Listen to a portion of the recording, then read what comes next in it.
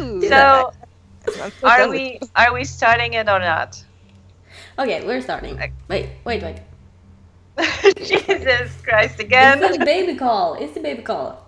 Sorry. BBs. The baby. How old The is your baby baby? calls. She is. How old is she? Almost 19 months. So Goodness. 1.5. Goodness.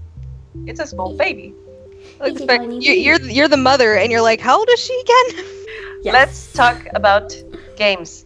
But let's start with introducing ourselves. So, as usual, Bunny. Hi, my name is BioBun, and welcome to this podcast. My name is Miss Jolly, but I like to rage. I'm a rage. And I'm Angie. I usually play games. My introduction has absolutely no sense made in it. It's just a bunch of like, hey! But it's adorable and it's unique, just like you. I threw up a little in my mouth. Thank you.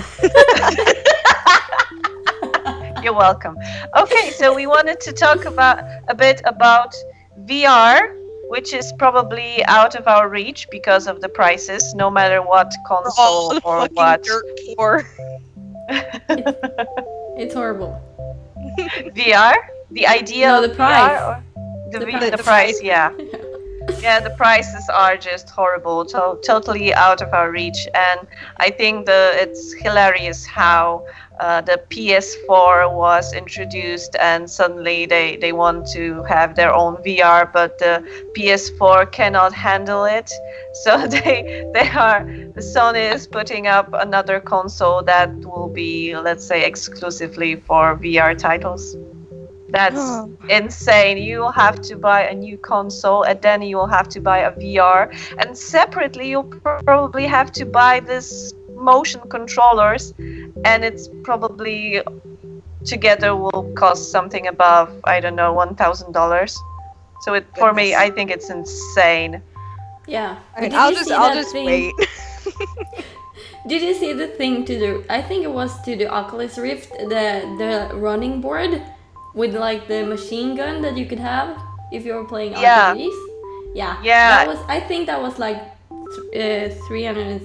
It was expensive as shit. I think it was $360. It's the same price as an Xbox. Goodness. Yeah. It was like So- insanely expensive. And the thing is that where do you even put a thing like that? Yeah. You have Up to. in the attic.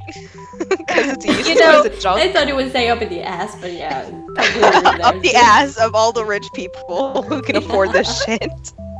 I will personally come and shove it up there. I bet people who can afford this kind of stuff already have the place for it. That's true. They probably have, I don't know, a guest house. Unless you're a guest room. high-class YouTube gamer, you're probably not gonna afford this shit. Yeah. You're just like crying. Because I mean, like, these are really great ideas, and they're like really cool advancements in the whole gaming realm and whatnot. But like, fuck, I can't afford this cool shit.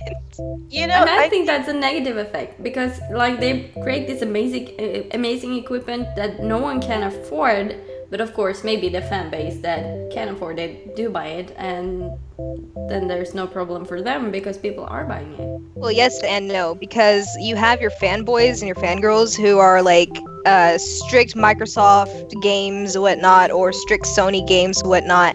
And so, like, for me, whenever the Xbox One came out, I'm like, I can't afford that right now, but I'm going to wait because I can guarantee that there are going to be bugs on it that everyone who's pre-ordered it are about to be fucked over horribly because of those bugs. Yeah, Yes. exactly. Lo and The same goes with games. Usually, when you pre-order it, you are getting the unfinished product.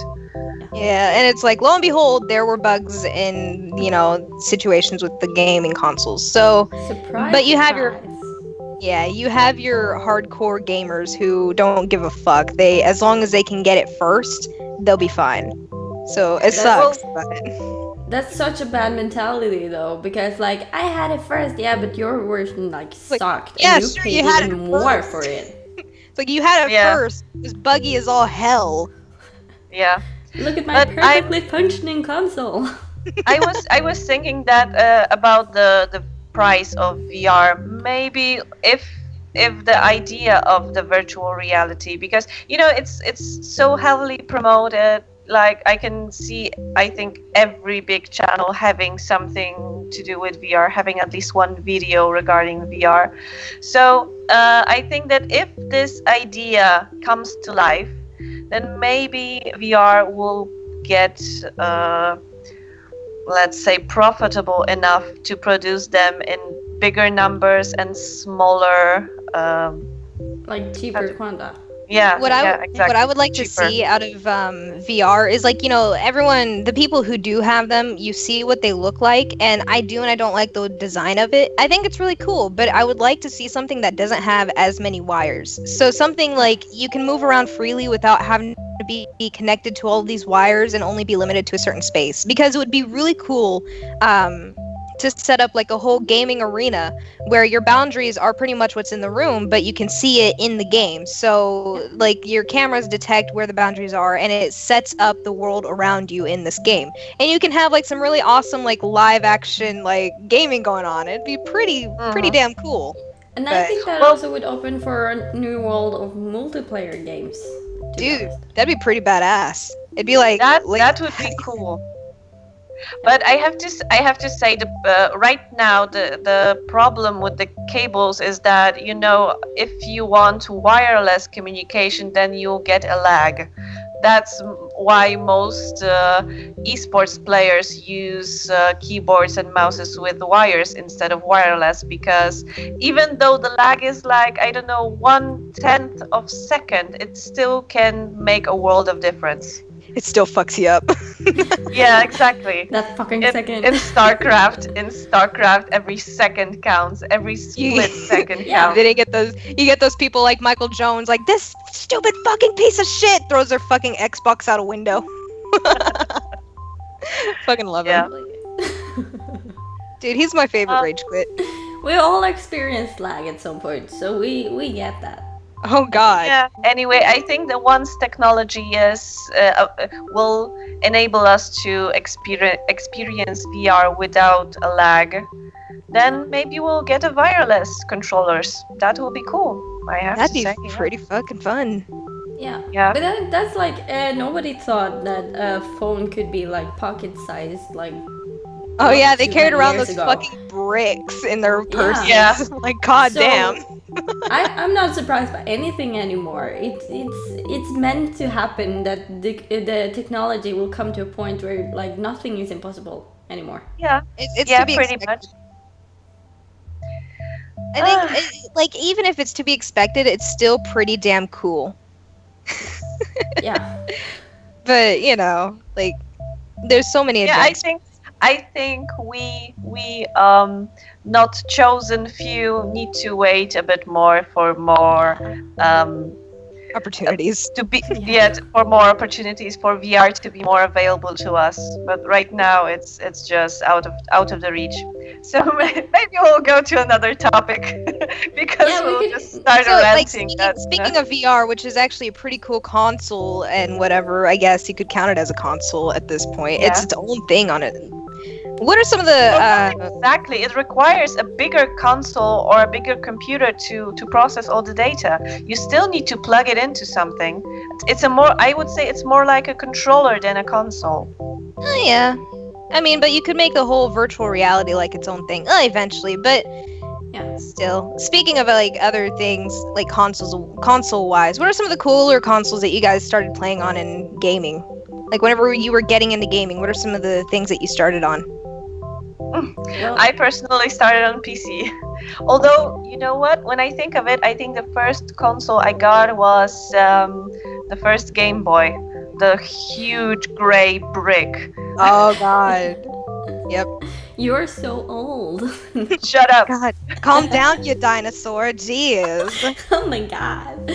I think I've always had gaming in my life without actually knowing that I had, because gaming wasn't a term for me until I got like 5th grade, and then I thought that only meant like playing World of Warcraft.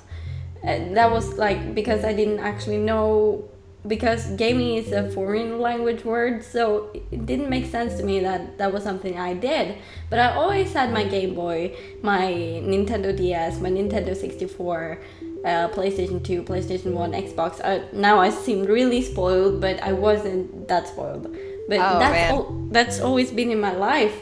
But I never considered myself a gamer until 2013 when my boyfriend introduced me to the computer gaming then. I think for me, I started on with like a little Game Boy, like it was a colored Game Boy, and like the games it had on it, or the games that I had for it was Pikachu or Pokemon and Yellow? Yeah, Pokemon Yellow. I never got into Pokemon. I just saw it was Pikachu, so our first game was Pikachu. It was Pokemon Yellow and Tetris. My Game Boy is the Game Boy Color Pikachu Pichu edition. Oh man. Oh, nice. And you're saying you're not spoiled and you have limited edition. Oh, no, it's not limited, I think. I hope. No. Oh god. And then I think from the Game Boy I started playing the GameCube, but then I backtracked in years because the next big thing that was in my world, because I wasn't entirely aware of like the whole gaming community and realm and whatnot at the time, because I was like 5 or 6. I went from playing the GameCube to playing the Super Nintendo to playing the Nintendo Entertainment System to the Nintendo 64. Yeah. I jumped around, and I think the first gaming console that I knew I rightfully owned was an Xbox 360 and PlayStation 2. That's beautiful. It was awesome. Yeah, I remember my sister got the first PlayStation 2, the kind of big brick. Yeah. And then I wanted it for myself because she's my big older sister, so obviously I wanted what she had. But that wasn't like she got it for Christmas. So Christmas year after, I got the small PlayStation 2, you know, the flat one. Yeah, that's what I have. Yeah, then I got that one, and I was like, haha, mine's smaller than yours. My brother was always spoiled because he was always getting like sort of always getting the latest consoles. He was more of a PlayStation type person, but he got like the PlayStation, and then I was getting ready to take that from him, but then he's like, no, I'm gonna dissect this and see what's inside it, and he fucking destroyed the PlayStation, and then he got a PlayStation. He was such an asshole. It's like, hey, when do I get that? Not. And then he got a PlayStation 2. It was like a giant brick, and then he got his PS3. And I don't know if he has a PS4 now, but I just know that he has his PS3. I think he sold it. But whenever I got my Xbox, my brother was like, "The fuck are you playing? Xbox?" I'm like, "Dude, it's a gaming console. I don't give a fuck." Yeah. And I think I've only started playing PC as of recent. Yeah. So I have been always playing PC games. I even remember I've been playing a few text games. The Hobbit, I think it was from 1992 or 93. Oh. How old were you? You weren't even born yet. God. 92, 90. Yeah, I wasn't born. I did not exist. But it's not like the age when I played this game. I played it a few years later, because I think in 1992 I was 3 years old. So you know. I was playing Yoshi's Island in 2005. Yeah, I always was addicted to The Sims though. The Sims 2. Yeah. I had like all the Sims 2 games. That's my favorite game. That was. Like, I think The Sims. Who is talking? Everybody. Crossroads. I think a year or two ago, on the EA on the Origin, you know, the thing on the PC Origin. Yeah. I think they were giving away a Sims 2 with all of the expansion packs for free, and I got it. I have installed it once. It was downloading, I think, for 2 days. Even though I have pretty decent internet connection, it was like 50 gigabytes. It was huge. Holy ass! I think my sister had a whole Sims, just like Sims 1, I guess you could call it, but just like a whole Sims and like the expansion pack and whatnot, and that's what introduced me into PC gaming type things. And then I completely fucked the rest of the Sims. I didn't care. It's like, fuck it. I had Sims, I was happy.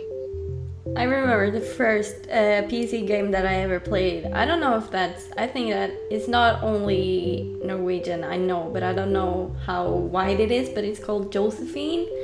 You basically play as this bunny going to school and on a holiday. That was my first PC game. And I was like, I think I was 4 or 5 when I played that. So I like computers more than consoles, to be honest. But that's your preference. Goodness. To be honest, when I try googling Josephine game, I only get Josephine from Dragon Age Inquisition. I can try to find it. Little fucking baby BioBun over here playing Dragon Age Inquisition. We did that. 5 years old. No, Fuck wait, yeah! I remember the first not like child's game that I played, but it kind of was. Did you ever play Adventure Quest? Nope. Oh. No. I played that. That was really cool. That was a game I actually liked. That kind of introduced me to the whole like mage. What's it called? Mage warrior. Is it a flash game? Yeah, it is. Oh, so okay. I found it. I really love that. And there was a sequel and a prequel. I don't remember what they were called. But they were really cool. That my cousin introduced me to them, and I played the shit out of these games even before I really understood English. That was really cool. And hard as I have to say, Bunny, that your country, in my opinion, does some of the best games ever. Because one of my favorite games of all time is one created by a Norwegian game studio, and it's called The Longest Journey. It's an adventure game. It's a point and click game. Oh, I've Have never you heard of it? That. No. The continuation of this game just came out recently. It's called Dreamfall Chapters. No, I'm sorry. Who made it? What studio?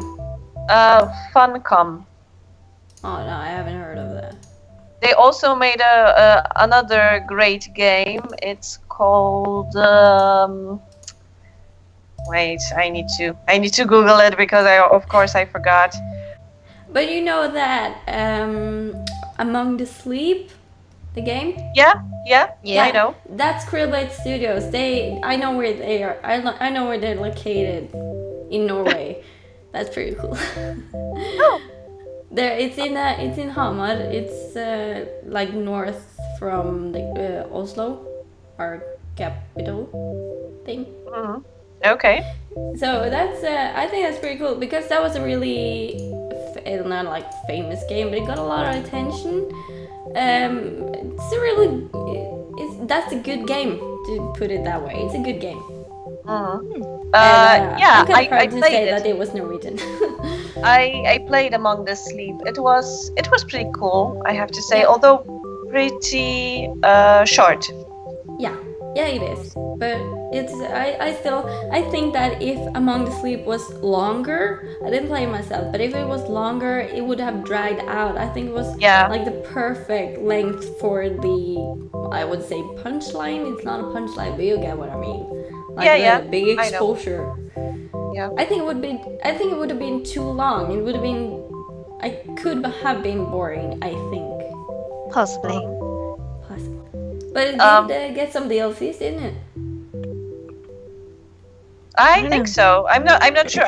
To be honest, I haven't been following it. Maybe I should. Maybe I should check it out. Maybe I should do a gameplay of it. Yeah, do that. The game is really cool. It's really sweet, and I think it's really well made. But you know the lullaby that she's singing in the game? Mm-hmm. You remember it? Yeah. It's not Norwegian. It's actually Swedish. But my mother always sang that song to me when I would go to bed. Oh. Aww, it's adorable. It was super nostalgic. You're like, I know this. About the nearby studios, you girls heard about the Witcher game? Yeah. Well, the studio is in my city. Oh! Okay, Awesome. that's Yeah. good. Oh, I didn't know that. That it was Yeah, from I was Poland. thinking that maybe one day, if I'm already famous, they will let me in and I will be able to make, I don't know, an interview with some people over there. That would be That could cool. be cool. Can Yeah, I I join? have. Of course. Yes. It's only, I don't know, half an hour journey for me, but it might be a bit longer for you. You can I handle the rant about Mafia. said one thing. I said one thing bad about Mafia 3, and I'm dead. They killed you. They sent I got people fucking after you. wrecked. Well, Somebody cut the cord. The internet is no longer. That's what's happening. okay, so Yeah. I did a really shitty game review of pretty much Mafia 1, Mafia 2, and I was talking about my interest for Mafia 3. Okay. Okay, Okay. and Yeah. pretty much Mafia 3, I was pointing out a lot of things that I disagreed because Mafia 1 was praised for its realism, Mafia 2 was praised for its strong storyline. But in Mafia 3, they're pretty much throwing everything of that nature out and throwing in some weird Hollywood bullshit into this. And Oh. it's stupid. The way that they're making it is completely stupid because the first two games were story based. In this one, you have the option to roam around freely, and you have the option to progress in the game. They're pretty much making a throwback GTA, and it pisses me off Yeah. because they're just slapping the Mafia logo on it and saying it's a game, and I'm like, what the fuck are you doing? It's pissing me off. It I can reminds get me a that. bit of Saints Row series when the first game came out. It tried to be like it was so GTA ripoff. It was so in your face. But then with Saints Row 2 and 3, they started to let's say take their own path with this game, and suddenly you have Saints Row 4 where your protagonist is the president of the United States, and suddenly aliens attack, and you are in a strange matrix, and you have to save the world, and you travel in time, and You just sit here and nothing you're like, makes what sense. the fuck is this shit? It's Like, the I'm sorry, I best want to play game. the fucking game. The game is awesome. I really love Saints Row 4 because it's amazing. It The fuck went is this? so many. I haven't played that. I haven't played any of those. But I think I'm not entirely sure what you're saying here, but it kind of reminds me of what they did to Bioshock when they created Infinite, because Bioshock 1 and 2 is like one kind of game. Just in two games. It's one kind of game. And then they make Bioshock Infinite calling it Bioshock, and that's a completely different game but in the same universe. And I think that's kind of like, are you doing it right here, or are you just trying to play off just to pull it through an already like popular series? But they try to I make it have up to with say- DLCs. It's hard to say that it's in a different universe because the game tackles the idea of parallel Several. universes. So Yeah, but you know. same game universe then. But you know the problem is that what's her face? I mean, what's her name? Elizabeth? Yes, the Elizabeth can travel through different dimensions, so she can visit the Bioshock. You know the Rapture. Yeah, Rapture. Yeah, I haven't played Bioshock games because they are too scary for me. Oh, it's my favorite game. It's not that I haven't played them, it's just my ex-boyfriend played them, and he was always telling me, oh my god, it's so fucking amazing, you're fucking game fan. Jolie, I have to say, for me, you sound a bit like a dubstep. You know? You're sounding like Gladys. Yes. Yeah. I was wondering if there are any games you girls are waiting for or you are excited about. Yes. Mafia 3, So? so I can wreck the shit out of that game.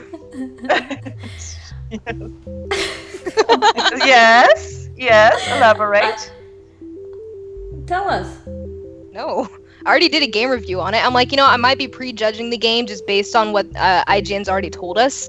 But when the game comes out, while I myself won't play the game, I'll watch other people play the game, and then I'll go back and do a follow-up review on the game and just tell you how fucking bad they fucked up the game.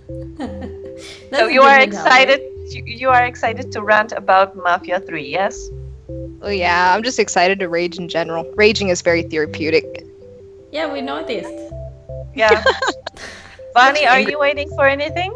Yes, I'm waiting for Dishonored 2. Oh, same. Yeah, I'm looking so much forward to that. I watched the teaser trailer when that came Uh-huh. out around Christmas, and like, of course, the trailer isn't like how the game's going to be because Well, obviously it's it's an cinematic, animation. so yeah. Yeah, but you can see like some of the functions that are coming into the game, and I'm looking so much forward to that. And I think I read that you can play as both, either Corvo or Emily, and I think that's a really cool feature because so many Yeah. people loves Corvo, but me personally, I'm looking so much forward to look into Emily and how she is. Like you can't really do that through the game, but you can still kind of get her features through the game, I hope. So I'm looking really much forward to that. I'm appreciating the first game, so I'm probably going to, I hope that I can appreciate the second game too. Yeah. I still need to play the first game. I've started playing it a bit, but I'm not sure why, but I stopped. Anyway, I'll probably go back to it. I'm You should. apart from Dishonored 2, I'm waiting, but very cautiously waiting for Mass Effect Andromeda. I'm not sure about this game, considering how many people left the studio during the production of this game, Oh. because that's a bit unsettling. But another thing I'm waiting for is No Man's Sky, because as you can probably tell, I'm a huge nerd for space.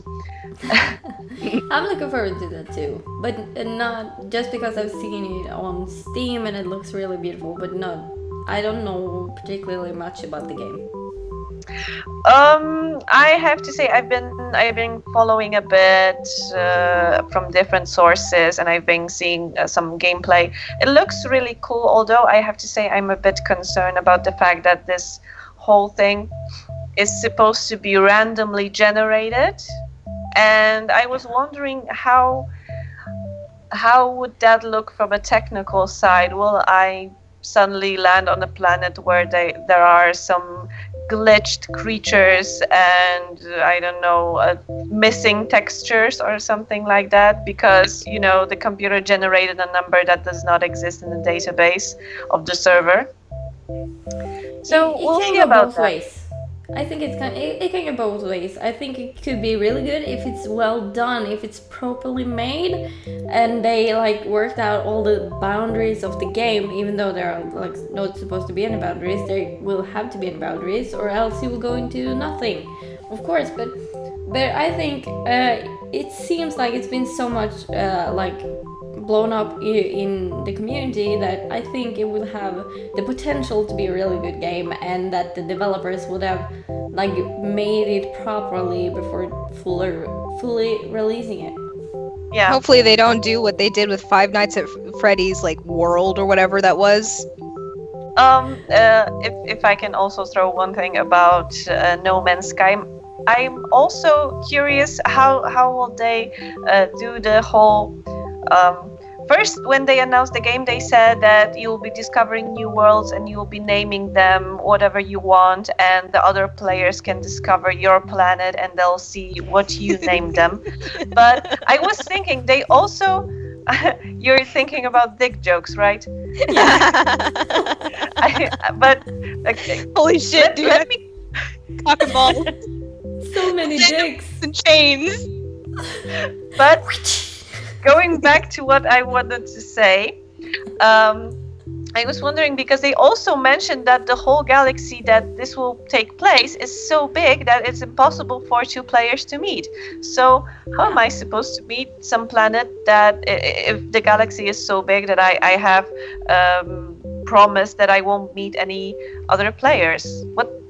How does, isn't that contradicting? Yeah, but I think that like there's supposed to be no limits. There will still be limits in a way, and so I don't think you should be afraid of that. And because the community for the game is so big, I think there will be enough players for you to meet some of them. I don't think you should be afraid of that. Well, I'm afraid of meeting other players, to be honest, because I'm anxious on the internet. But I was thinking more, can I find those planets that those people found, or not? I suppose Is it? it might be like randomly generated, but with preferred places. I don't know too much about this. I'm just guessing here, but that maybe they have like preferred places, like a preferred area, and then you have to move out from there in another way. I don't know.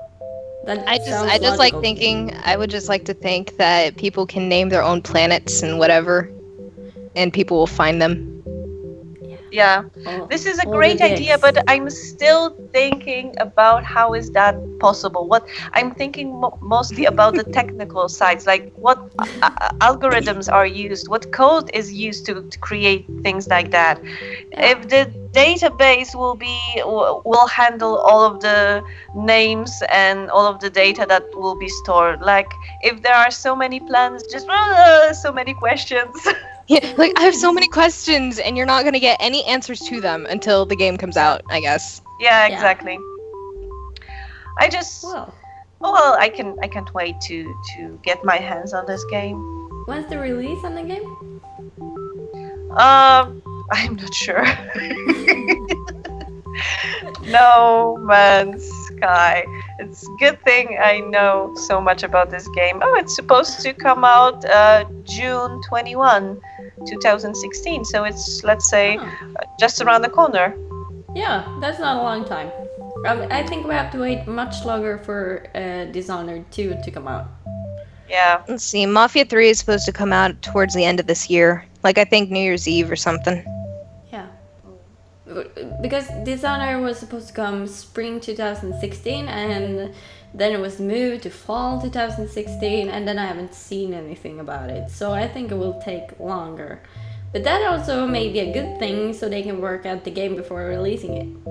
Yeah, to be honest, now that I think of it, it's always the best if they are delaying the game, because you can be sure that they have some more stuff to add, or they discovered more thing that they need to work on, so they pull off another Mass Effect 3.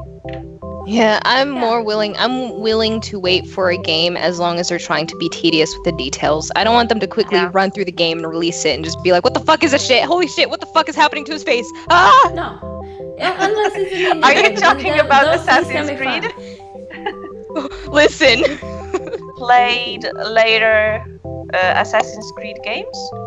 Like later, I mean after the Assassin's Creed 3. Nope.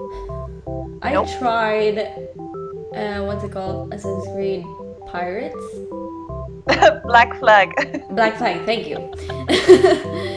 I tried that, but it wasn't my console, it was my game, so I just tried it out a little bit, and I think it was a little bit weird compared to the first games. Yeah. But I think it's got potential, and they're always improving, because the first games are a little old now, and I think they're going the right way. But if you haven't played the full series and just jump from the oldest to one of the newest, you will get kind of not like a culture shock, but something common to it. Yeah, there will be so many things missing. Like they'll talk about some person, or you get like some kind of, I don't know, Easter egg regarding some character, and you'll be like, what the fuck? Who is that? Yeah.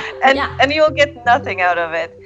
I know what you mean, although I have to say I played the first one, Assassin's Creed 2, the Brotherhood, the Revelations, the Assassin's Creed 3, and yeah, I also played Black Flag. But after that, I have to say Black Flag was a pretty good game, but it was not Assassin's Creed.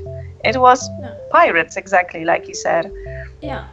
It had a great potential to be a starter for a new series. I think they wasted an idea there.